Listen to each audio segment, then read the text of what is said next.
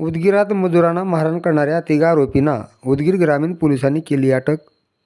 मस्साजोगचे सरपंच संतोष देशमुख यांच्या हत्येने संपूर्ण महाराष्ट्र हादरला असताना उदगीरातही एका मजुराला ठेकेदाराने अमानुषपणे मारहाण केल्याची घटना घडली.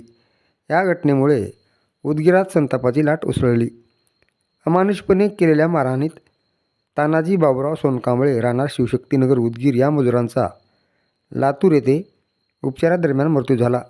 या प्रकरणी स्वामी विवेकानंद पोलीस ठाणे लातूर येथे मेराज अब्दुल खयूम पटेल वय 33 वर्ष राहणार समतानगर उदगीर, खलील निजामुद्दीन ठाणेदार वय 39 वर्ष राहणार लेंडी गल्ली हावगी स्वामी चौक उदगीर, गौस इसा शेख वय 40 वर्ष राहणार किल्ला गल्ली उदगीर यांच्यावर गुन्हा दाखल करण्यात आला असून या तिघाही आरोपींना उदगीर ग्रामीण पोलिसांनी अटक केली आहे.